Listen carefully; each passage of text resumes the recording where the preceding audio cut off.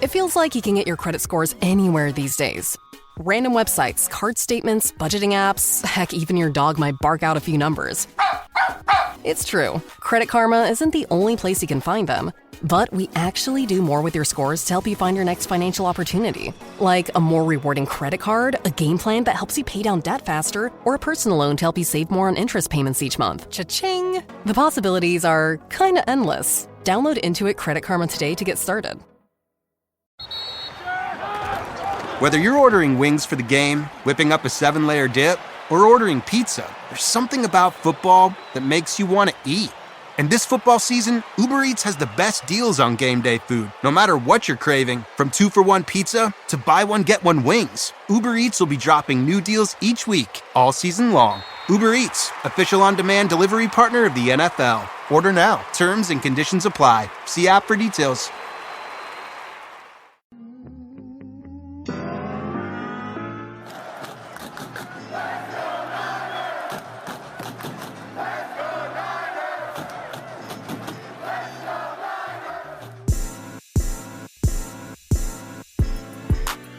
Welcome into 49ers Access. My name is Sterling Bennett, and today we are re-ranking every starting quarterback to play in 2024 thus far this season. Now, if you're a fan of the show, you would have known that we already ranked all these quarterbacks in the preseason coming into the 2024 regular season, but I thought the Niners are on their bye week. What a better time than the present to look back at my previous rankings, adjust them for the last 8 weeks of NFL action, see where I finished, and see where I thought these quarterbacks were going to place, where they go up and down on the tier ranking. We're going to add the rookies into the conversation today. We didn't rank them last time, but Jayden Daniels is having a heck of a year. Bo Nix has played. Drake May has played. Spencer Rattler has also played alongside Caleb Williams. So it'll be a good tier list to dive into rookie quarterbacks and see where the rest of the quarterbacks this year rank through 8 weeks of NFL action. If you like the video, don't forget to like, share, and subscribe. And if you're watching or listening on the audio podcasting platforms, give us a 5-star review. And let's dive into my 2024 re-rankings of every single starting quarterback in the NFL. And I'll show you the tier rankings that we have here, starting with the elite tier.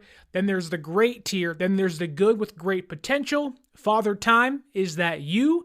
Any given Sunday, strong foundation with potential, backup with starting potential. Will it ever click? Backups and placeholders, you suck. And our bottom tier, which is felon behavior. Now, I'm not going to lie to you. There's going to be a lot of quarterbacks that you disagree with. I get that. There'll be a quarterback or two that maybe I will say, you know what, I don't like this player that much. I wouldn't want him quarterbacking for my team, but he's having a heck of a season, so here we are. That said, drop your quarterback tier ranking down below in the comments or in the YouTube chat. Maybe you can hit me up on social media. We can talk about it there. But let's do my starting quarterback tier ranking right now, starting with felon behavior. And I think that only one quarterback can go here. He is one of the, I don't want to say one of the worst people in the NFL currently, but he is getting away with highway robbery as a starting quarterback in the NFL. And that was the previously healthy, now out for the season, Cleveland Browns starting quarterback, Deshaun Watson. Deshaun has been one of the more polarizing people because of what he did off the field. And on the field, we have been clamoring for him to be benched since week 2 or 3. He has been terrible this year for the Cleveland Browns. And you saw with competent quarterbacking play in Jameis Winston that, hey, this team actually isn't that bad. And they beat the Ravens this past week, and Deshaun Watson, I think, firmly belongs in as the worst quarterback in the entire NFL this season. What he's getting paid is not worth it. The Browns are much, much better without him as their starting quarterback, and I think that this may and should be the end of Deshaun Watson in the National Football League. He's one of the worst people, and again, one of the worst players in the league as a whole. He was checked out. He didn't care.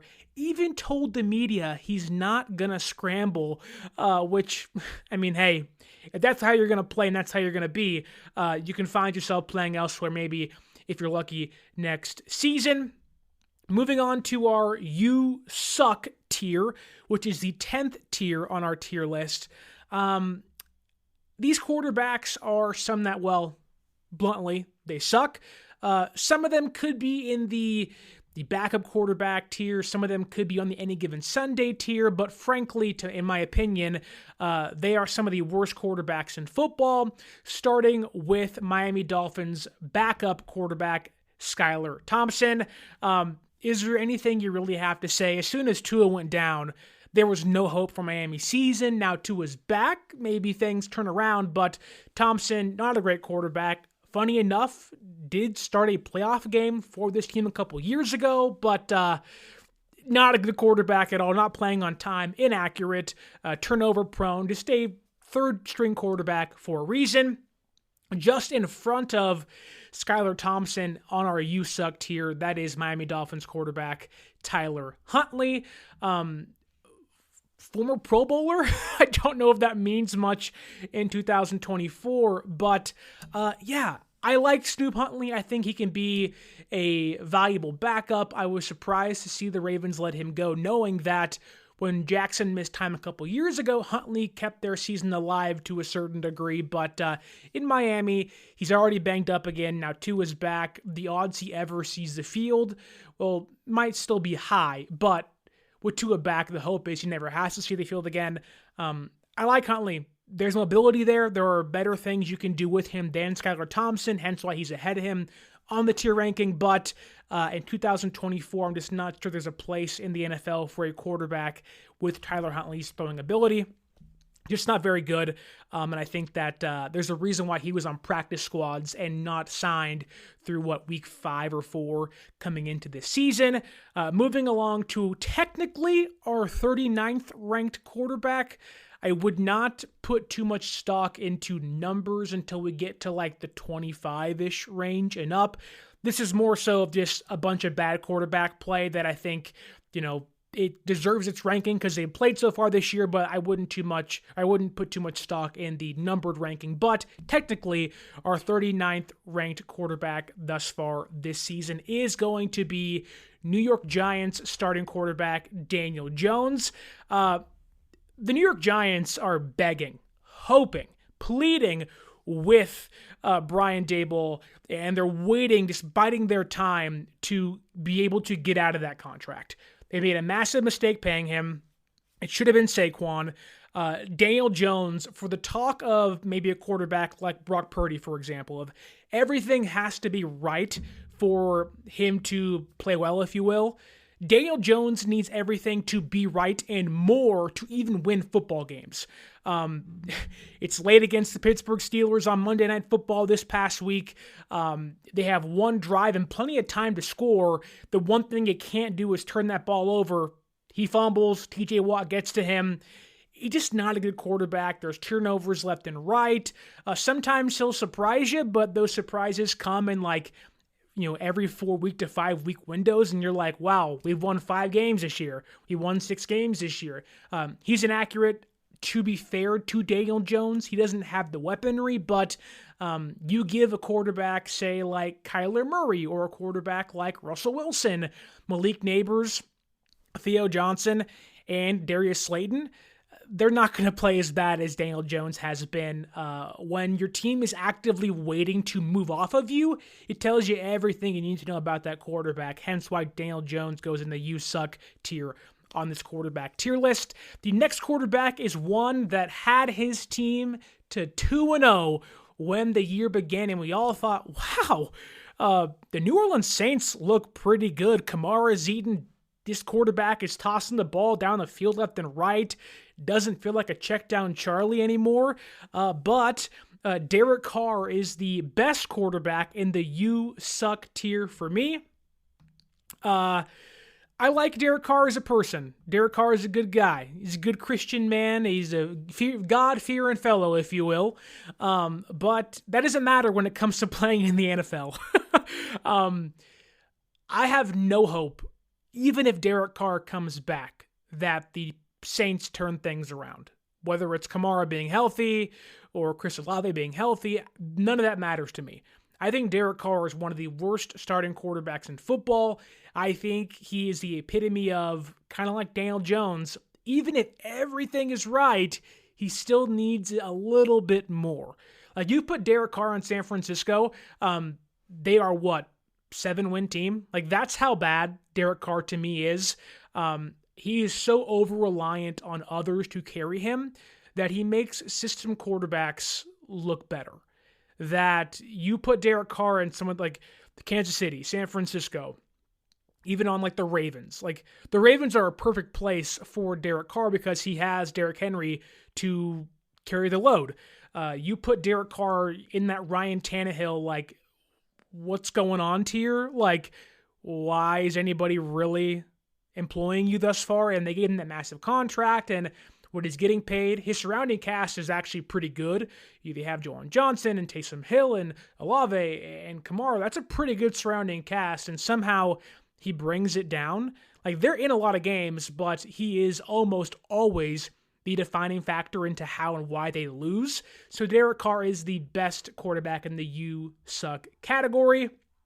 Moving on into our tier number 9, backups and placeholders. I think the Las Vegas Raiders' Aiden O'Connell belongs here. I like Aiden O'Connell. I think he is the epitome of a young quarterback that there is a clear glass ceiling on what he can do and what his potential is.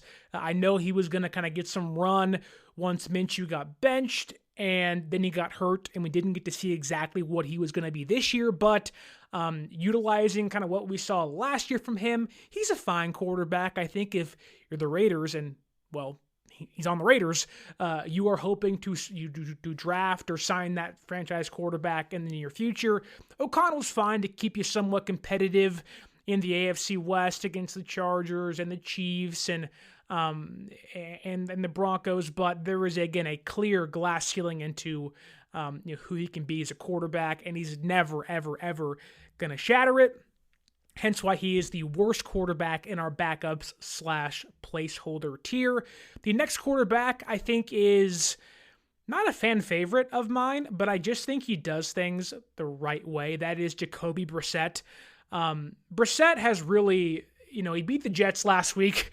They beat that Jets defense, which has been playing terrible. Robert Saleh was not the problem in New York. Jeff Ulbricht's going to get fired. There's been a rumor that Rex Ryan might go back there, and I don't see that fixing much. But Brissett, I think, has been given one of the worst shakes of NFL quarterbacks that has a higher potential than placeholder or backup.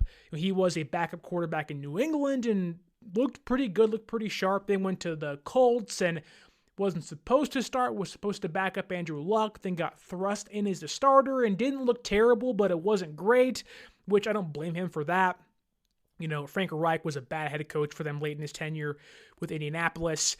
Then they fire him, then he goes elsewhere, and it's like, Brissett really has been given the unfair shake of backup quarterbacks, but he's fine. Like, if you ask me, you give me a quarterback for cheap that you can believe in to back up your roster that's played so far this year, I'd pick Brissett. I think he's in a really good place as a Patriots backup quarterback with Drake May once he comes back.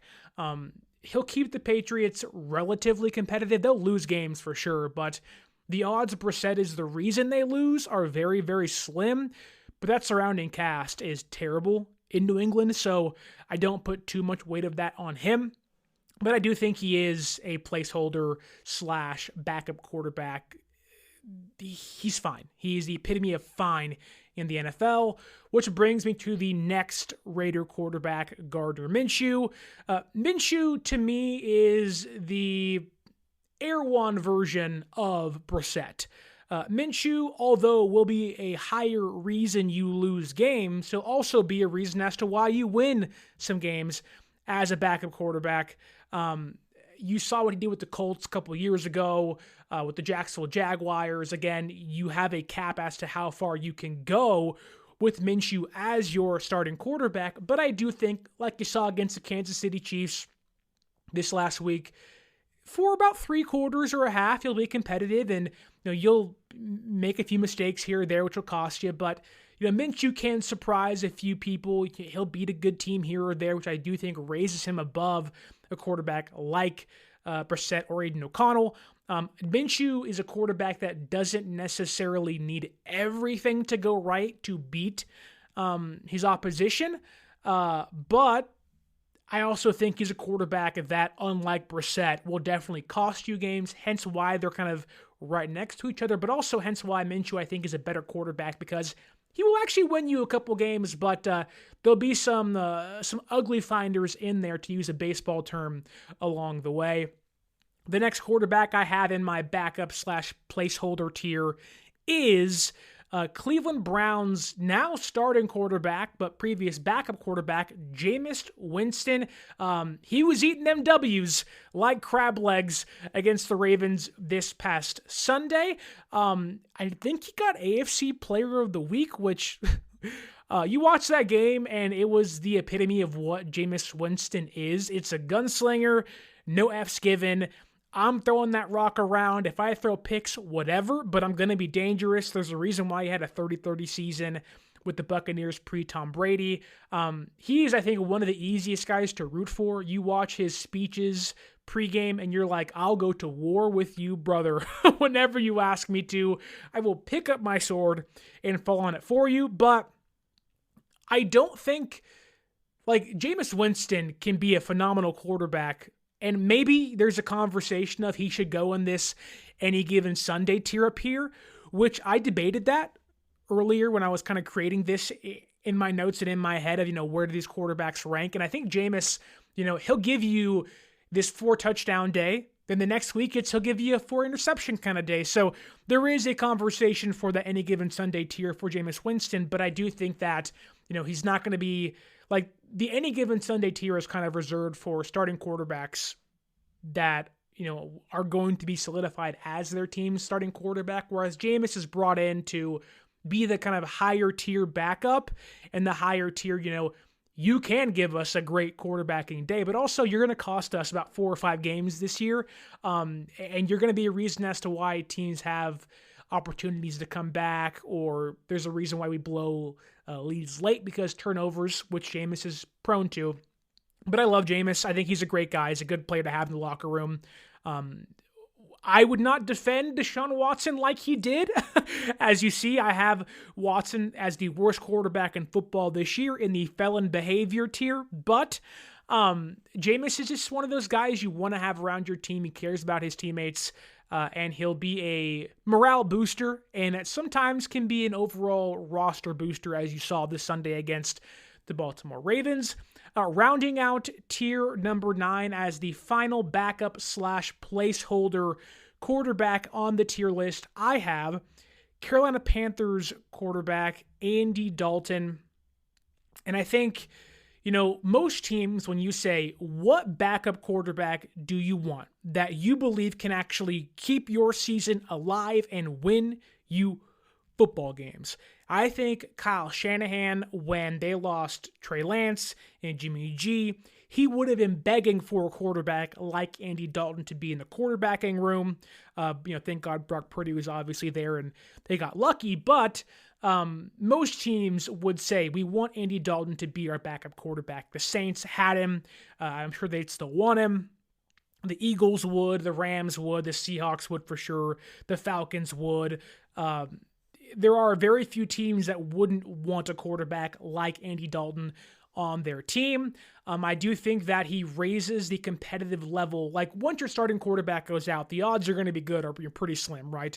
You lose a starter, you're talking about season's over, we lost this game. Dalton could, whether keep you in games or be the reason why you win a few games. He always seems to make the right play. Rarely will he cost you a win or make you lose a game. He's kind of the even keeled where he'll give you 60% of what your starter could give you without much of the risk. The arm is still there, the talent's still there, the accuracy is still there. He's just on the worst team in football, which is not his fault, albeit he resigned there. I think he's a great quarterback to have alongside Bryce Young, but there's so many other things going wrong with the Panthers where it's like Dalton, he makes a bad team look, and they're one win competitive, which is really hard to do. But that said, I think Andy Dalton rounds out the placeholder / backup tier. We have a comment by Niner Media. What's up? What's going on, man? He says that he feels like Derek Carr should be higher. And I get it, right? Derek Carr wasn't having a bad year once the first 2 weeks of the season. But when you look at where the Saints are always ranked, 7 and 10. 8 and 9. There is a clear, we are not going to be good enough with you as our starting quarterback, even with the surrounding pieces that we have. Derek Carr is not going to be the reason why you win games. In big moments, he chokes, he shrivels up, he goes into that turtle shell. If there's a quarterback getting paid what he's getting paid that I just do not believe in the most, it's Derek Carr. And there's a lot of bad quarterbacking plays. But man. When you need mealtime inspiration, it's worth shopping Kroger for thousands of appetizing ingredients that inspire countless mouthwatering meals. And no matter what tasty choice you make, you'll enjoy our everyday low prices. Plus, extra ways to save, like digital coupons worth over $600 each week and up to $1 off per gallon at the pump with points. So you can get big flavors and big savings. Kroger, fresh for everyone. Fuel restrictions apply. Wow, Joseph Ehrenberg coming in hot saying there should be a tier list all the way at the bottom named useless and have Brock Purdy in it. What are you doing? What are you talking about, Joseph? Brock Purdy's been one of the best quarterbacks so far this year. To say useless, he just beat the Dallas Cowboys in prime time, beat the Jets in prime time. There was some bad blunders in between, but my goodness, calling Brock Purdy useless, saying he's the worst quarterback in football. Have you seen Derek Carr? Have you seen Deshaun Watson? Wow, I would not be calling Brock Purdy, of the quarterbacks we've yet to list or already listed, useless. And Brock Purdy's played better than half the NFL this year at quarterback, so I wouldn't go that far. But let's move to it. Will it ever click tier? This is kind of reserved for quarterbacks that have some high potential, but you just wonder, is it really ever going to work out for this quarterback? And if I can find him on the tier list somewhere, we can start with Will Levis of the Tennessee Titans. I like Will Levis. That said, the Titans aren't great. The Titans are not great. They're a terrible team. Their roster construction, they've been cutting players and trading veterans away. Levis, the accuracy has not been there. He has been one of the greatest memes of 2024 thus far. The hands on his head, him diving. They had the Bears beat early this year, and they blew that one. It's just, for Levis, you have to wonder, is it a coaching issue? Is it a roster construction issue? It seems to not be the latter, but simply because, they had DeAndre Hopkins. Chiefs said he's useful, we'll take him. Calvin Ridley's there, and they've been more competitive with Mason Rudolph at quarterback, which we're not going to rank him, although he'd be in that backup placeholder place, probably in between Minshew and Brissett. But Levis has just, in the last year and a half, if you can kind of use that as an example, it's just there are glimpses of wow, that was pretty. The accuracy's there, the mobility's there, the arm strength's there. Then next week you're just what in the hell was that?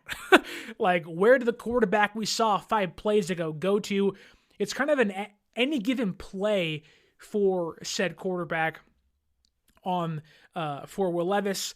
So he comes in as my 30th ranked will it ever click quarterback. But I want to move backwards somewhat because we have a comment here again by Joseph saying that Brock Purdy is not even top 32. I think Rattler would do better in his position, which Lori Matthews says, don't be a troll, Joseph. But to Joseph's point, let's rank Spencer Rattler here. And I have Rattler as, if I can find him here, here he is. He is my 32nd ranked quarterback. Again, if you want to put, it really isn't that important, but he is my 32nd ranked quarterback behind Will Levis on the tier list. Joseph, I will give you this. I do like Spencer Rattler, and I was hoping, begging, praying that he was going to walk in with the opportunity he had to take over Derek Carr's job. And I was like, this is a great opportunity for a young quarterback to step up with Kamara, Chris Olave, Taysom Hill, who missed a game or so with him. But this is a great chance because the Saints really should not be tied to Derek Carr. And Rattler has the physical ability to be better than Derek Carr, but just looked really overwhelmed in his few starts with the Saints. I'm hoping that he can take that and learn, because I do think Rattler can be a mid-tier quarterback in the NFL. He'll keep you competitive, but what we saw was not very pretty. It was really, really, really bad. He got beat by the Broncos in one of the worst games thus far this year for the Saints, and maybe overall. So Rattler is my 32nd ranked quarterback in football this year, but when you look at that, it's more so about Rattler. There's something in there, but it's going to take a lot of digging to get it out. Sandwiched in between Rattler and Will Levis is now again the Carolina Panthers starting quarterback, Bryce Young. Former first overall pick Bryce Young put into a situation last year which was terrible. It was not a good position for a young quarterback to play. It's one of those places where you kind of want him to sit for a year as the roster around him gets better. Unfortunately, the Panthers picked the wrong guy. That said, I do think that there really is a special player. You don't go from number one overall pick to just utter trash because you're trash. Bryce Young, I think, can be a good quarterback. You put him in the right situation, I think he can thrive still. But the processing's not been there. The inaccuracies are still there. There's just been, kind of like Will Levis, where you're like, wow, what a great throw. The next play, wow, what a terrible interception. But the Panthers are just a bad team. The offensive line's not been the worst. They paid to play better, and they definitely played better, but the receivers aren't great. And Dave Canales is a rookie head coach this year, which you hope that click. He fixed Baker last year, but Baker is a much better quarterback and different quarterback than Bryce Young. But I do think that the Panthers themselves may be the reason as to why Bryce Young has been so bad. They are dysfunctional. They are one of the worst run organizations from top to bottom. And you put anybody in that room as a quarterback, I do not think they can salvage what they have done. I think the Panthers have ruined Bryce Young, and it is up to Bryce Young to force his way out of Carolina. If I'm him, I'm begging to go to a team like the Colts, if what it seems like they might be kind of done with Anthony Richardson. I'm almost begging to go to a team like the Seahawks, or maybe go to a team like the Rams, where it's like, you know what, I can sit behind Geno or Matthew Stafford in a quarterback-friendly system, learn for a year or two, get my bearings, and then once I'm like 3 or 4 years into my career, kind of take off from there. I do think Bryce Young has the ability to do what Geno Smith has done with his career, where it's like you were a first-round pick, second-round pick, you were kind of heralded as the next guy, you had some early success, but overall it's pretty terrible, like just bad year, couple nice plays here or there, but overall just like yikes. But I think that Bryce will stick around for a while because the talent is there. It's just the Panthers are so bad. They're so bad that he has to get out of there to salvage what is left of his career. Moving on, though, to our 29th ranked quarterback and the best quarterback in the will it ever click tier on today's tier list. That is Colts now backup quarterback Anthony Richardson. What happened, man? I get last year he got hurt. That cost him some developmental time. But overall, it has been... it's been such a roller coaster for him because you watch some games this year where I think he played the Texans early on. He was like 7 for like 12. And like all 7 of those throws were like dimes downfield. They were deep balls. Like the physical tools and traits you want are there, and they're on display in glimpses. But he is one of the most, if not the most inaccurate quarterback in all of football. I had him coming into this year ranked as my 19th best quarterback in football. He's dropped down 10 spots to 29. I have been overall just shocked as to how poorly he's played. Maybe I banked on him being the specimen too much, but he's been bad. And when you hear he took himself out of a game because he was tired in the third quarter in a tight game, mind you, you question like, okay, like why? Like that'll have your teammates turn their back on you and say, well, you're not the guy. You're tired and you want to pull yourself out. What if Mahomes did that? What if Matthew Stafford or Jalen Hurts did that? They get crucified. Brock Purdy or Kyler Murray did that. Kyler Murray's big drawback was he plays Call of Duty too much, but he never took himself out of a game. Now, with Richardson, it's like there is still a really, really special quarterback in there, but it's going to take a lot to not just win the job back, but also win his teammates back. I'm hoping that we see that happen this year because in my backup with starter potential tier, the first quarterback on that list is now the person playing ahead of him. It's Joe Flacco. Joe Flacco, whatever drug he's taking to keep his career alive, keep doing it, man. Whenever Joe Flacco plays, last year with the Browns, now this year, he is on time. The arm strength is still there. There's even times where he's scrambling for first downs. Now, he's limited in what he can do, but Joe Flacco is still a very capable quarterback in the NFL to a point of the Colts are a team that is turning to him near the age of 40 to revitalize their offense, to keep them competitive over a first-round pick. Again, I don't know what he's taken, but he has been throwing darts and dots as a backup and placement of Richardson, and now he's going to start.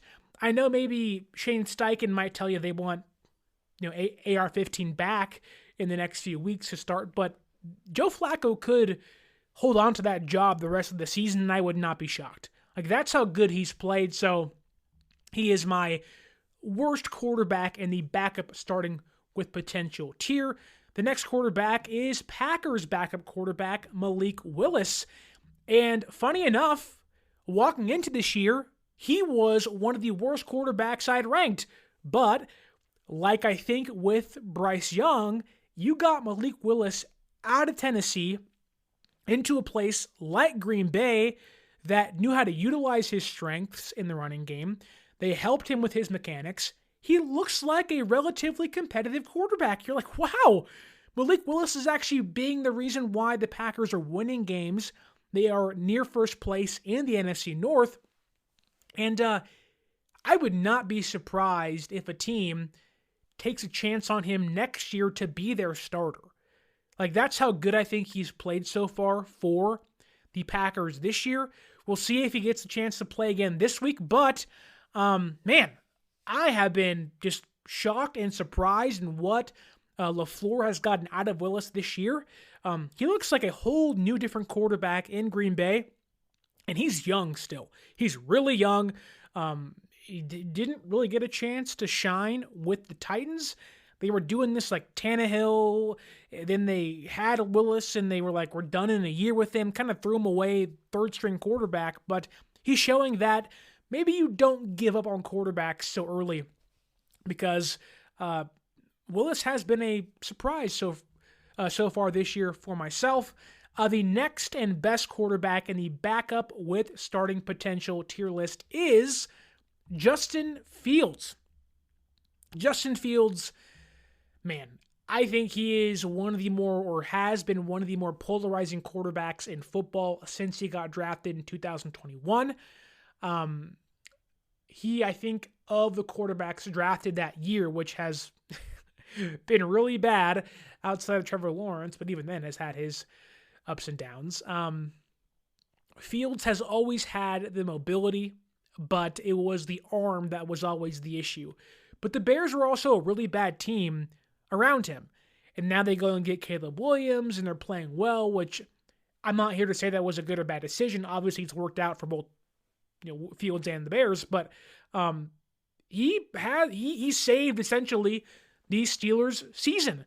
Was he great? No, but I think that there was still, with his legs, you can tell that, yes, there were still those mistakes you saw in Chicago, and the arm wasn't exactly there yet, but what he showed you is very similar to what Willis showed in Green Bay, or has shown in Green Bay this year, where it's like, hey, he may not be the best quarterback, he may not have the most accurate arm, but you can utilize his strengths to win in the NFL, and the Steelers did that.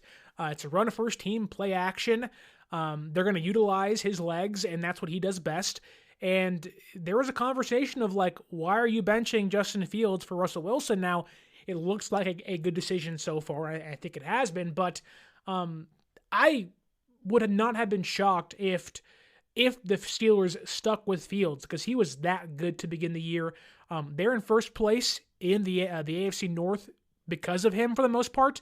And I really think Fields deserves a lot of credit, where you get traded from a team that give up on you. You're in a new place. You weren't supposed to start this year, and he walked in and got his pride hit and walked out saying, you know what, like I'm a good quarterback still, and that is what keeps you in the NFL for the long run.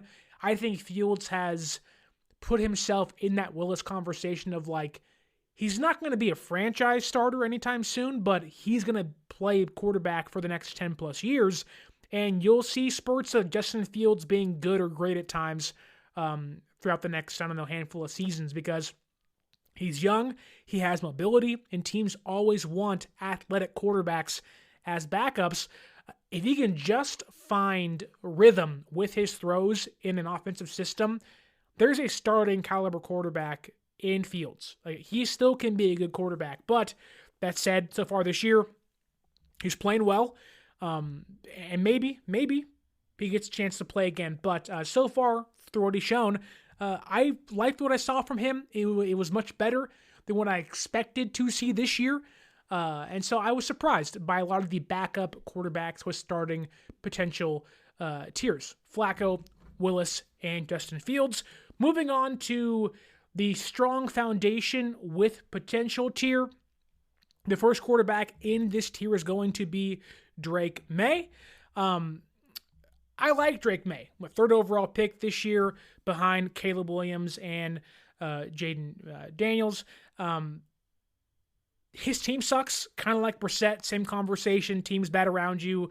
Run game really isn't that great. Stevenson's there, but it's just a lot of fumbling problems this year. Jordan Mayo is being questioned, calling his team soft, and now May's already hurt. I didn't love them starting him, but he's shown flashes and abilities there.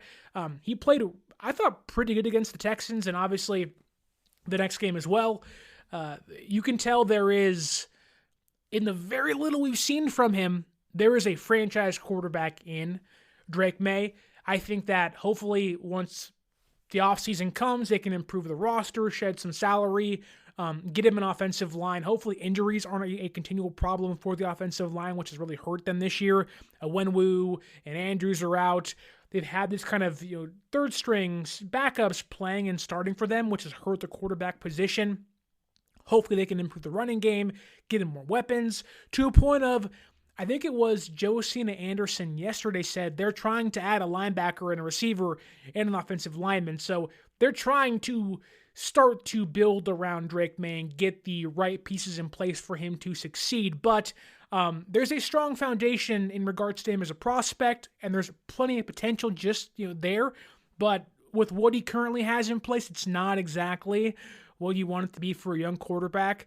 I was really worried they were going to Bryce Young him and just ruin him, but thankfully that's not the case. And hopefully they can sturdy the roster around him to give him an even stronger foundation outside of himself, because Drake May can be a really good quarterback with the Patriots. The next quarterback on this list is going to be Bo Nix of the Denver Broncos. Bo Nix, maybe outside of Jayden McDaniels, has been arguably one of the more impressive rookies this year at quarterback.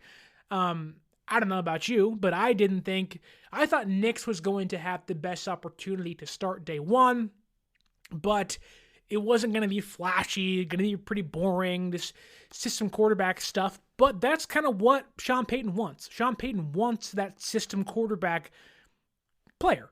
He wants you to hit his slant routes, do exactly what he says, and he's, similar to most great head coaches, are like, you know what, like, I can work with whatever Bo Nix has. And thankfully, Bo Nix has more mobility than a stick-in-the-mud quarterback. His arm is okay.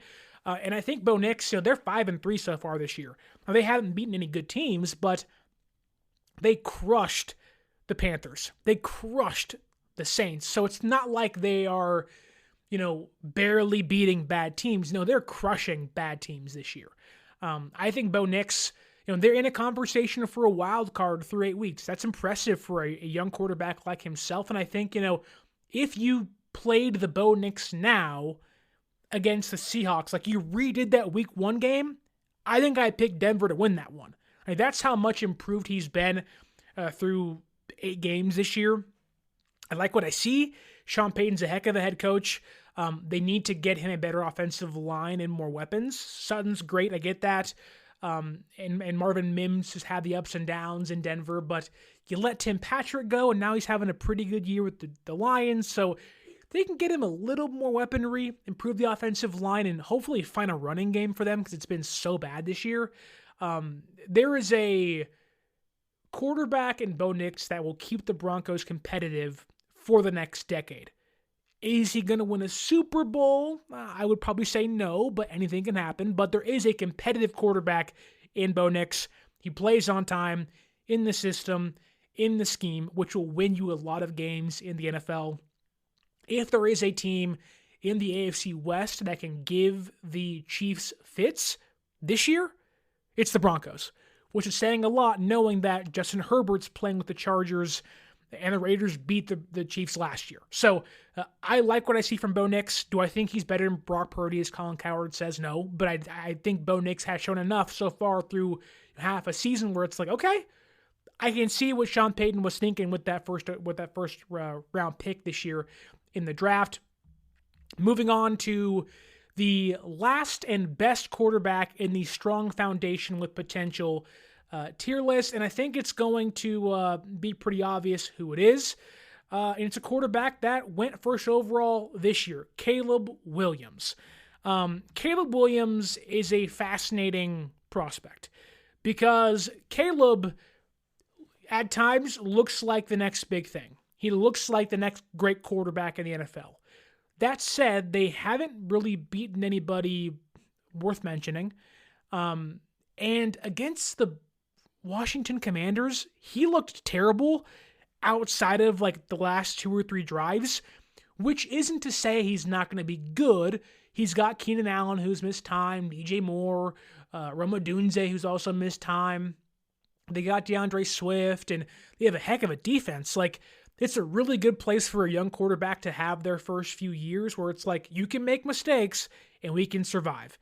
They should have won that game against the Commanders, but there have been a lot of, okay, Caleb looks really good for 2 or 3 weeks, but they played the Panthers. And they played some of the worst teams in football, and you're like, oh, that's impressive, but it's like, look who they're playing. And I think, they're not blowing out teams. Caleb isn't the reason why they're blowing out teams, but the highs for him have been extremely high. Whereas, like, take Bo Nix, for example, it's like, yeah, you've had really good highs, but Caleb's are a little better. There's more of the spectacular plays, the off-schedule stuff, whereas Bo Nix is kind of playing in that scheme a little more than Caleb Williams is. I wouldn't be shocked to watch the Bears let go of Matt Eberflus after the year and maybe get out of that Shane Waldron offensive coordinator role because Shane Waldron is a terrible OC. He was with Seattle last year and just similar problems with the Bears this year. So I could see a change, elevate Williams even further in a new scheme. But so far this year, strong foundation. And I think that with more playing time comes more consistency with him. And I think it's pretty obvious that's the case. There's greatness in him, but there's been spurts, just not been a consistent level of that. But the Bears are going to be good this year. The defense is there. They have weapons to keep them competitive. Just the head coaching is like, that's what kind of takes Williams down a little bit for me, because it's just like you're giving the ball in a fullback dive to like an offensive lineman with the game on the line. Just run the ball a couple times, man. You don't got to recreate or the fridge. It's like just run the football 2 or 3 times and get out of the game with the win. But I do think Caleb so far this year has been the 23rd ranked quarterback in football, which brings us to inside the any given Sunday tier. These are quarterbacks that one Sunday you're like, hell yeah, brother, they're awesome. Three touchdowns, no interceptions. The next Sunday you're like, 2 picks, a fumble. You lost that game by 15, 14 points. Like, what happened? But I do think these quarterbacks primarily belong kind of that game manager conversation where it's like, most days you're good. Some days you're really bad. Other times, once or twice a year, you're great. I think these quarterbacks belong in that tier in 2024, starting off with Russell Wilson. Russell Wilson, I think, is a quarterback that he was hurt for the most part of the beginning of the season, but through 2 games he's played, the Steelers' offense looks so much better. He'll fumble here or there, throw a few picks, but the throws he's had, it looks like vintage Russ. I think what the Steelers have with the running game and the play action and Pickens and Freiermuth, it fits what this version of Russell Wilson is at this point in his career. Coming into the season, he was my 22nd ranked quarterback. Thus far, he's my 20th ranked quarterback, so not too much of a movement there, but I think through 2 games, he's played pretty well. We don't know if that's going to continue, hence why he is the last quarterback on the any given Sunday tier. Russ could fall back to backup and placeholder or backup with potential, but so far, so good. 2 games, he looks healthy, he looks right. I'm just hoping that the ego of let Russ cook does not get in the way. That cost him in Denver. I'm hoping that Mike Tomlin can keep him, keep the ego down, and if that happens, the Steelers are going to be competitive all year long, which they usually are, but Russ is hitting big-time throws to keep them alive against the Giants, who you can argue could have won that game ample times, but Russ kept the Steelers hot, kept them chasing, kept the Giants chasing them because of the throws he was making. So Russ is my 22nd ranked quarterback this year. And the next quarterback on the any given Sunday tier is going to be the Vikings quarterback, Sam Darnold. Now, I know Darnold this year has been the kind of indie darling. Wow, he's remade himself. But when you watch the Vikings play, although Darnold has made some of the greatest throws this year, you watch those first 5 weeks, Darnold arguably is the best quarterback in football. He looks awesome. The arm talent is there by a mile. There's speed, there's velocity, there's accuracy, there's playing in the system. Mobility is there. Like Darnold, I think, on more days than not, he's a good quarterback. But there have been throws in every single game he's played where it's like interception here, and it's like the Vikings aren't really pulling away from teams. Like even the game against the Niners, which Niners didn't play great, Darnold threw an interception to Fred Warner, the Aaron Jones fumbled, which wasn't Darnold's fault, but it's like they aren't really putting teams away where it's like you watch them play against the Lions, who are a really good team, and it's like the Lions are outmatching them left and right. And so I like Darnold. He walked in this year as my 27th ranked quarterback. He moves to 21. There's a massive jump for him. It's a +6. I think Darnold has looked really good. I think he's kind of just on the fringe of like that 17 to 20 ranked quarterback this year. That's where I'd kind of trust him above players like Rattler and Young and Fields and Flacco and Dalton and Derek Carr. Like he's above those guys for sure. But it's like, I don't know come playoff time, like Joseph says here, can I trust you? And I don't think I can. Like there's a real possibility that the Vikings host a playoff game, or at least are, 10-7 this year, like, wow, they're a good wild card team, and they get bounced in the first round by like 14 points. Like, I would not be shocked by that, because Darnold just has not been great. He's been great for 5 weeks, but the last couple weeks you're like, oh, and even in those great weeks, there's a few plays where you're like, that's ugly. Like, that is not what you want. The next quarterback, I hope, gets every Dallas Cowboys fan in the mentions riled up, because I have Dak Prescott as my 20th ranked quarterback and the next quarterback on the Any Given Sunday tier. I will say this, that a lot of the Dallas Cowboy issues are not Dak Prescott related, but Dak, we are seeing exactly who Dak is. When the running game isn't there, which, to be fair, it is the worst rushing offense in football, averaging less than like 75 yards a game now. They're terrible. He only has CeeDee Lamb as a receiver. So to give Dak credit, or to give him some fairness, his offense is awful around him. But for a quarterback getting paid $65-ish million, you are asking him to elevate your team. That's bad. Dak does not and cannot elevate this team. And I think that is exactly who Dak is, hence why the next quarterback and Dak go in the same conversation. That is Kirk Cousins. I think Dak is the light-skinned Kirk Cousins. I think he has always been that. And I like Kirk Cousins. Kirk Cousins against the Buccaneers was awesome last week. But then this week, you're like, what the heck, Kirk? You're throwing 2 picks, you're fumbling in clutch moments, you're not great. So, again, Kirk is going to eat up that box score. He'll have 3 or 4 touchdowns, but in pivotal moments late in the game, got to have a comeback or preserve a lead, it's like, I don't trust you, Kirk. When the game on the line, it's 4th and 10, you throw 7 yards instead of, forcing the ball downfield. It's like, Kirk to me is boring, yet somehow always exciting to watch, because something's always happening, whether it's a pick or a fumble or a touchdown. Kirk has the ability to be really good, but most days he's good. Some days you're just like, God, Kirk. Like, Kirk is almost a quarterback where it's like, outside of prime time and in 2-minute drills, you're a great quarterback. But in those moments, it's like, you're the last quarterback I want on my team, because it's never going to work out for me. Which, in Dak's case, Dak doesn't elevate a roster. Kirk has Bijan and Drake London and Kyle Pitts and Darnell Mooney. And it's like, to me, Kirk has always had, outside of the Washington years, really good rosters, and elevates it a little bit, but just not enough. Hence why he's in this Any Given Sunday tier, where it's like, last Sunday, you were great.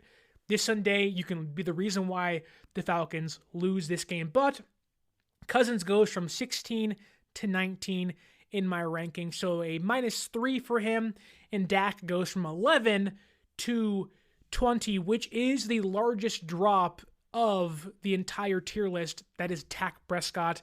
Dallas Cowboys, eat your heart out. The next quarterback, though, is 18. That is Geno Smith. Geno is... I always go back and forth on Geno, because I like Geno. I think Geno can keep your team competitive. He'll keep you in games late, but there always seems to be that back-breaking play he makes. Against the San Francisco 49ers, it was the pick on the first drive and the pick in the clutch to retake the lead. And then the next week against the Falcons, he's really good and he's awesome, throws 3 touchdowns. But Geno, I think, is kind of the even-keeled. You know what you're getting almost every single week, where it's like, Geno will get you like 200 passing yards, 230 passing yards, which, funny enough, this year, Geno leads the entire NFL in passing yards, but he only has 8 touchdown passes. Like, how does that make sense? But, like, Geno, good guy, great guy, but he is like the baseline of like, okay, you're a placeholder for sure, but you're better than that because you can elevate a team somewhat. You'll keep us more competitive than a placeholder. I think you'll be more even-keeled than Kirk will be and Dak will be, and this year you have been, and you're not going to cost us games maybe like Darnold will or maybe like Derek Carr would. Like, you're better than those players, but it's like Geno is exactly who we thought he was coming into the year, hence why he has no change. He's the 18th best quarterback I have in football this year. His stats are rather empty, but again, he's good enough to right now be in second place in the NFC West, or I guess third place technically, but he was in first place. Like, they're going to be competitive all year long because of Geno Smith, but they're just not going to be good enough, most likely also because of Geno Smith. Like, he's never going to really take it to the top. You're going to be a wild card team, and it's always going to come down to those final 2 games of the NFL season, which the next quarterback we have, very different but also very similar, that is Baker Mayfield. Baker Mayfield, to me, is one of my favorite quarterbacks to watch in football because Baker, very similar to Kirk Cousins, hence why last week's game, Buccaneers and Falcons, was so awesome to watch, because Baker is the epitome of a gunslinger. He has no fear.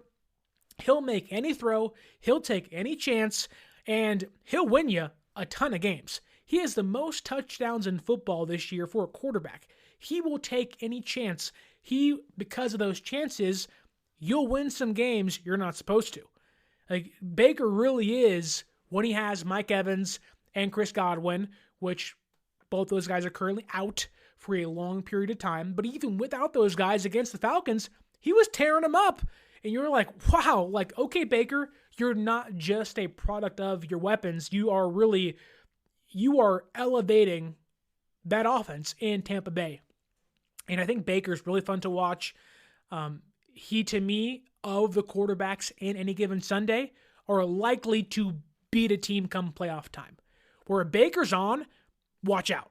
If Baker's off, good night for your team. But if Baker's on, which has been more often than not this year, the Bucs are going to be good. I think they are probably going to win the NFC South. They're better than the Saints, better than the Panthers.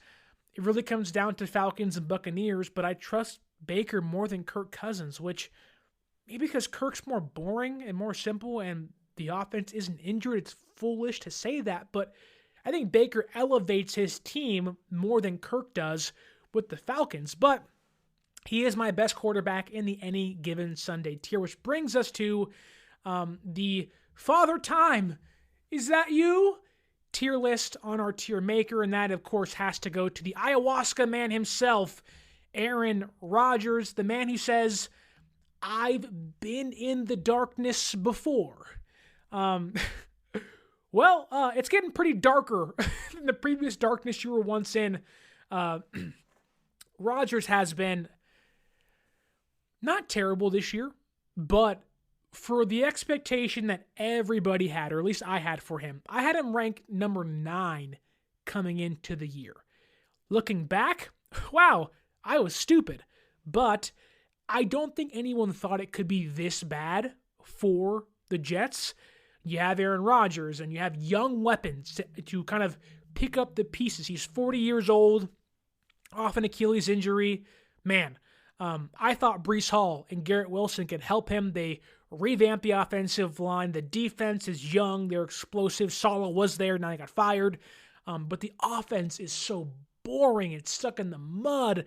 The young players are elevating things. And Rodgers, who I know being 40, well, at times has some great plays. They're just missing by a few centimeters here or there. They lose to the Patriots last week. They lost to the Vikings.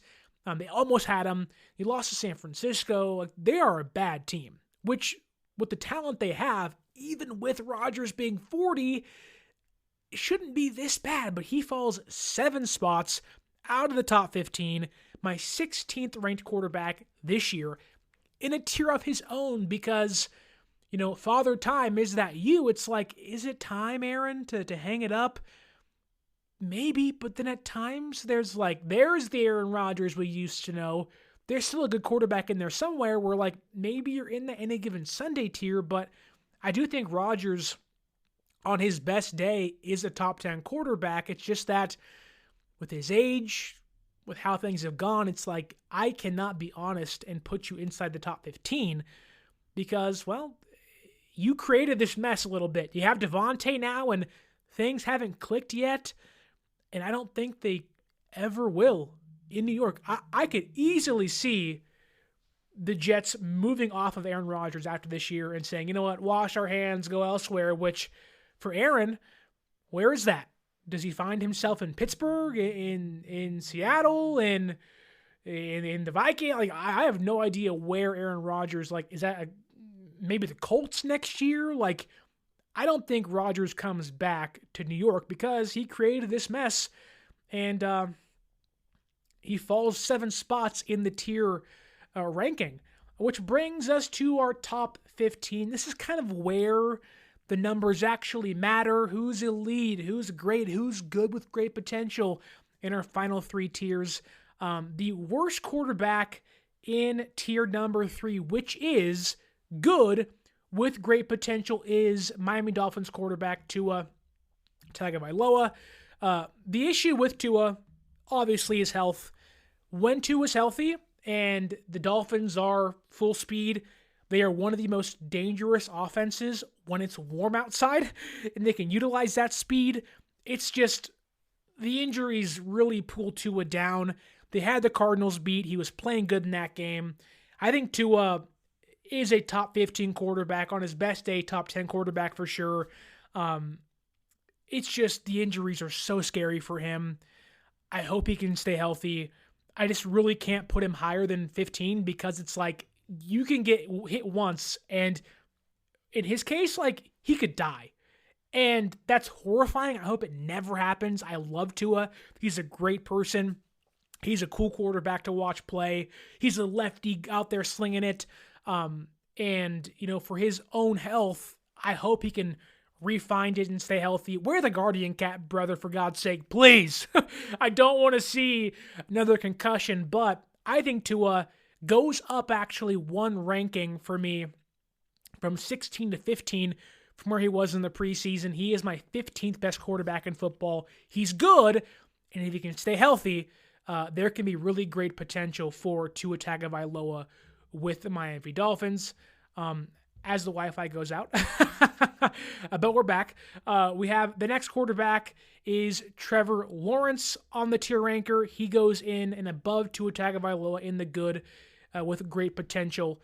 I think Trevor Lawrence, who had a pretty bad beginning to this year, the Jaguars were terrible to begin the year, quite frankly. The defense has been terrible.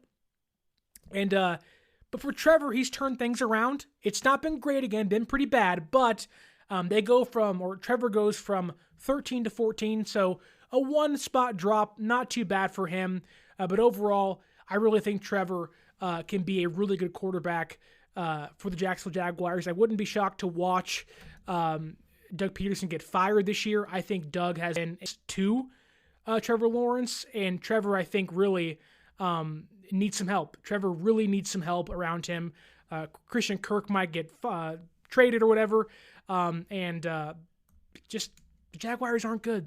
They're not good, but Trevor, I think, is a good quarterback with great potential.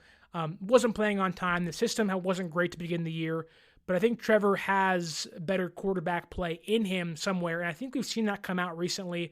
They had the Packers beat a handful of times, but that system is just so bad. I want to see Doug Peterson get fired, but we saw Trevor Lawrence last year play this way. Inconsistent. Receivers didn't help him. Him and Brian Thomas, though, have been really good together, and I think if they can keep that going, they'll be really good this year and in the future. The next quarterback on the good with great potential tier list is Justin Herbert. In a new system, in a place with Jim Harbaugh that I think can elevate him and take a lot of pressure off of him. Greg Roman's offense, albeit is outdated, can still help you win games. J.K. Dobbins is out there playing pretty well. And Gus Edwards is hurt now, but they have potential. The offense is there. He needs some weapons, though, but him and Ladd McConkey look phenomenal together. They look extremely good. You get Herbert some more weapons, they can be really good together. And I think that it really just comes down to Herbert in a better system for himself with the weapons around him. He does go from 6 to 13, albeit that drop really isn't exactly his fault. It's just the roster around him is not very good. The next quarterback, though, on the good with great potential is Packers quarterback Jordan Love.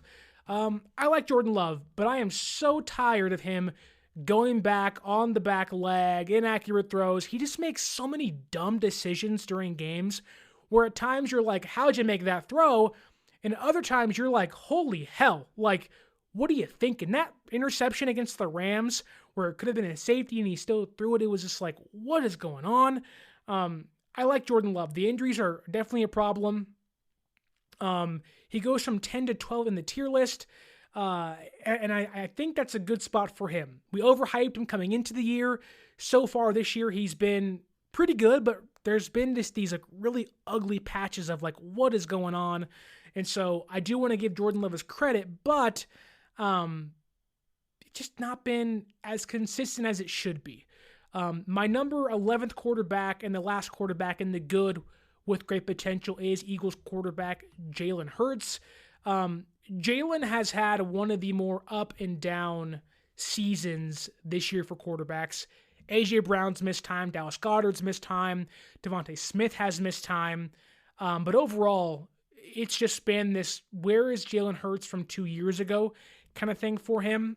And I think in Hurts' case, getting those guys healthy are going to help him. He goes up one spot on the tier list simply because those around him have dropped so much, being Aaron Rodgers, Dak Prescott, Kirk Cousins. But I think Jalen Hurts looks slower. I don't know if he's still injured. They changed their offensive coordinator this year. I'm hoping that will lift him up. But man, I think Jalen Hurts has been one of the most inconsistent quarterbacks throughout the entire year, but getting his guys healthy will undoubtedly help him get better. Going on to the great tier, as you can see, only a handful of quarterbacks left. The first quarterback in the great tier thus far is going to be Jayden Daniels of the Washington Commanders. Jayden Daniels has been the biggest surprise thus far for me. I did not think he was going to look like this. There were so many concerns of throwing over the middle and how is he going to utilize his legs. And he has looked like an entirely different quarterback. Jayden Daniels has taken that Justin Herbert track of who you were in college was the tip of the iceberg of who you're going to be in the NFL. And so I think for Jayden Daniels, it has been a pleasant surprise to watch him play. He's been awesome so far this year. He has been, again, one of the best quarterbacks in football, to a point of some people are calling him the best rookie. I think he is thus far this year. He'll probably win Rookie of the Year, and deservedly so. I think to cap him as a rookie, top 10 makes sense. He's been that good this year, which brings us to number 9. Niner fans, get ready. It's going to be Brock Purdy as the 9th best quarterback in football. He has been, I think, one of the most polarizing quarterbacks this year in regards to, is he top 10? Is he top 5? I did drop him down from 8 to 9 because of what else happened with Jared Goff. Goff has jumped up a lot in my tier ranking list. So it's no fault of Brock. That Chiefs game wasn't pretty, but looked good against the Cowboys in the second half, looked good against the Rams.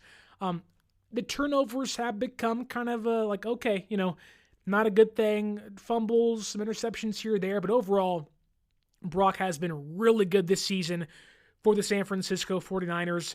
Again, does drop down one spot, doesn't have Debo for a couple games this year, hasn't had CMC all year long. Kittle missed a game. He's throwing to Ronnie Bell and Ricky Pearsall, and now Ayuk's going to be out for the rest of the year. So there's been hindrances for Brock Purdy, but overall, I think Brock, you can argue top 5 at times.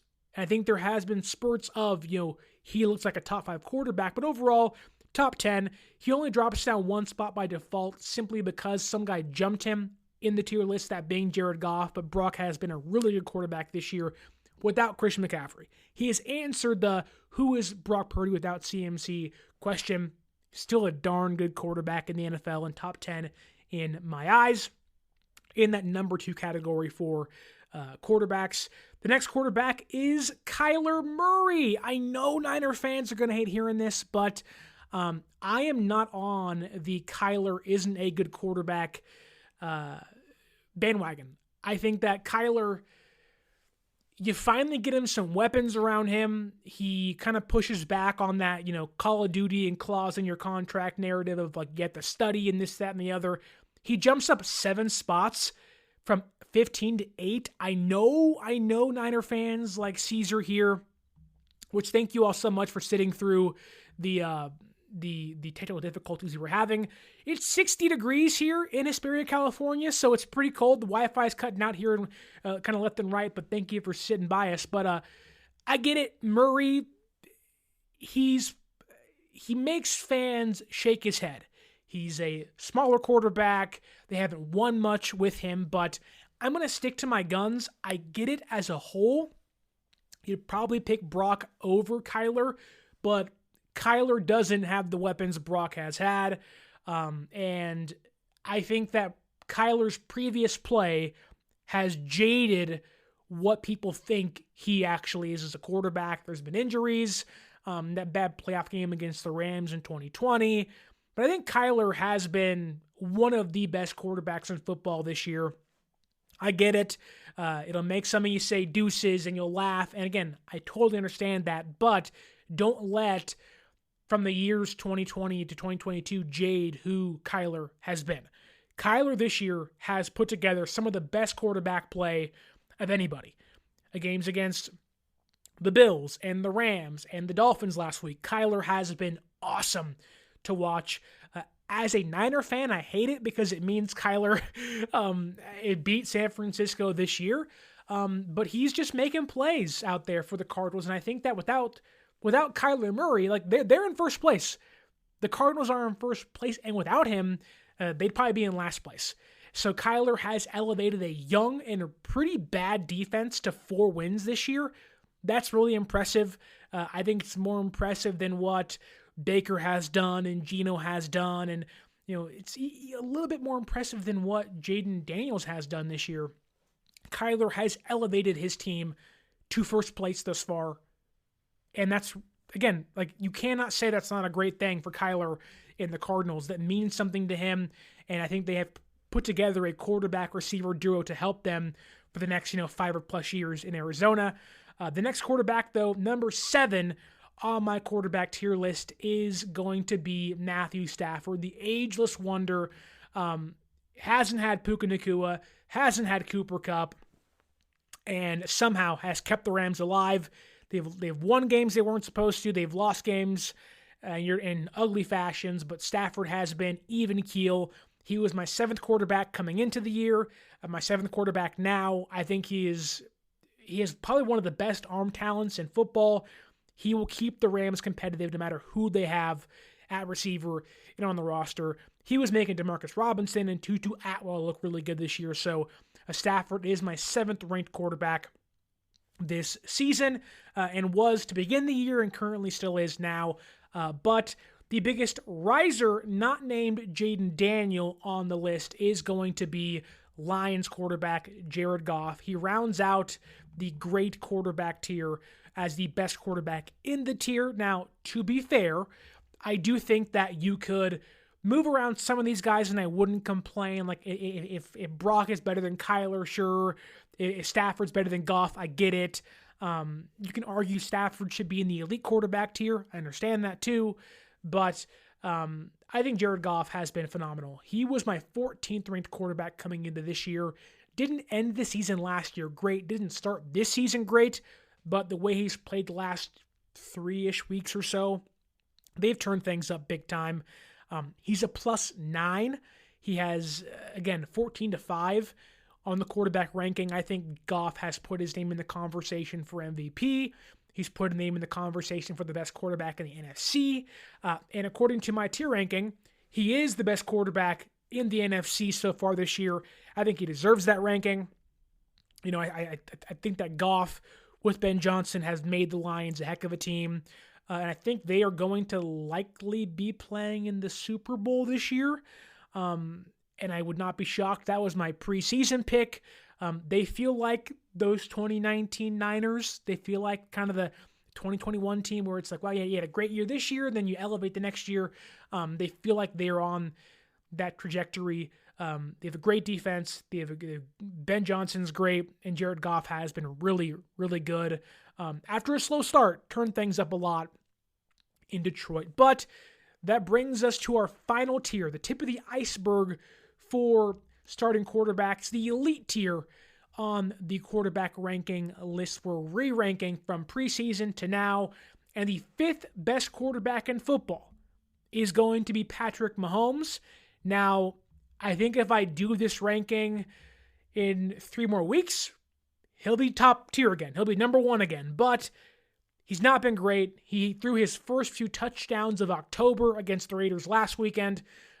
He had 6 touchdowns to 8 interceptions after Week 7 against San Francisco, but they're surviving with him playing pretty bad. But he's turning things up. He goes from number 1 to number 5, but we all know Mahomes is Mahomes. Even if he's not playing his best, he will find a play to break you. Man, like, he's great, but I think he will be my 5th quarterback on the updated tier rankings thus far this year. But again, in 3 weeks' time, he'll be probably the best one in football once again. They're getting better. Reed's calling plays like crazy. Mahomes is making back-breaking plays for defenses still. But through 8 weeks, Mahomes has not been Mahomes, so I will give him the 5th spot on the tier ranking, bringing me to number 4. That is C.J. Stroud of the Houston Texans. Am I wrong to say, besides Brock Purdy, C.J. Stroud is my favorite quarterback to watch play this year? I make it a point to tune into Texans games to watch C.J. Stroud. He is awesome to watch. He was my 5th quarterback coming into the year. Many of you gave me flack for that. I didn't get it. And I think he's played even better this year than last season. No Nico Collins, Tank Dell off the injury. Now Stephon Diggs is out. Joe Mixon has helped the running game for sure, but C.J. Stroud has been phenomenal with the Houston Texans. I think he's a top 10 quarterback. He's a top 5 quarterback now, in my opinion. And I think he's only getting better to a point of, if we fast forward to the end of this year, there's a conversation to be had of, is he top 3? Will it happen? Time will tell, but C.J. Stroud is arguably, a top 3 quarterback in football. But he's number 4 for me. I do want to see how he plays without Collins and Diggs and just with Tank Dell. And it's going to be interesting to watch, but I do think that he can survive and the Texans can survive without their top dogs. But when those guys are healthy, Stroud was looking like the best quarterback in football for a week or two there. So I had to give him his respect. The next quarterback amongst the next 3 is going to be Joe Burrow. I love Joe Burrow. Joe Burrow was awesome. Joe Burrow, I think, because of the injuries he's had and how underperforming the Bengals have been this year, it ain't been Joe Burrow's fault. Jamar Chase has missed a game or so. T. Higgins missed a game or so. That system is entirely reliant on him to play well, and I think he's played great. Go watch that game against the Ravens. It's Joe Burrow and Lamar Jackson just shot after shot against each other. It was awesome to watch. Burrow has been accurate. He's been mobile. He has put the injury stuff behind him, and he looks like Joe Burrow, Joe Chill, like he did against or with LSU a few years back, and when they went to that Super Bowl in 2021. He looks awesome this year. He looks like he's back to form, and the Bengals need it. And again, they're 3-5, not great, but if you're telling me of the quarterbacks here, who can make a run and kind of bring their team back up, Joe Burrow's at that top of that list for sure. I expect the Bengals to make the playoffs and make a run. That defense has been terrible for them, and Joe Burrow deserves his respect as a top 3 quarterback in football, but falls down from 2 to 3 in the midseason re-ranking. 2 quarterbacks left: Josh Allen, Lamar Jackson. Who's been the best quarterback this year?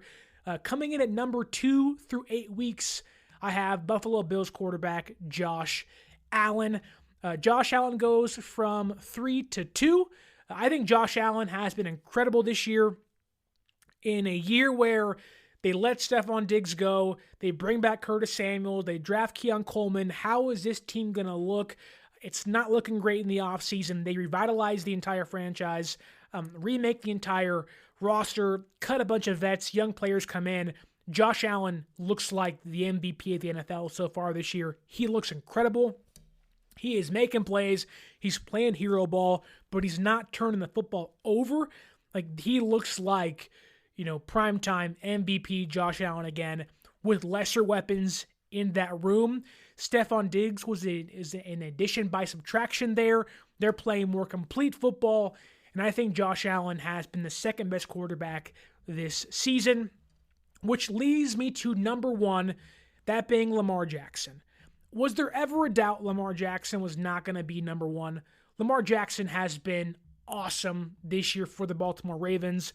Derrick Henry's there. They just got Deontay Johnson. They have Rashad Bateman. They have Zay Flowers. They have Mark Andrews. They have Isaiah Likely. Like, the offense is rounding into form. Lamar has been next tier. Like, Lamar has been, I would not be shocked if he won his 3rd MVP. That's how great he's been. He's been the best quarterback in football. The arm talent has been off the charts this year. He's running around, making plays, and this offense is no longer one-dimensional. Lamar has elevated his game to another level, which, when you win 2 MVPs, you don't think that's possible. Lamar did that. He's been great. He's been awesome. Lamar Jackson is, as of right now, through 8 weeks, the best quarterback in the entire NFL according to my re-ranking list. I'll give you one last chance to see who is in each tier. The worst quarterback in football in the felon behavior tier list is Deshaun Watson. All the way up to the top, the best quarterback is Lamar Jackson. Brock Purdy is the 9th best quarterback to me so far through 8 weeks. They're on the bye week. They get CMC back. Maybe he climbs back up that list even higher and higher, but time will tell. If you kindly could, like, share, and subscribe to the channel. Leave a 5-star review on the audio podcasting platforms, and if you kindly would, tell your friends, tell your family, and if you want to see an NFL game this year, you want to watch your favorite quarterback, even if they're in the felon behavior list or the elite tier, doesn't matter. Use our promo code 49ersaccess at SeatGeek.com and save yourself $20 off your first purchase. My name is Sterling Bennett. Hope you enjoyed the show. Drop your quarterback tier ranking down below. Tell me what you think of this quarterback ranking. And as always, until next time, stay faithful.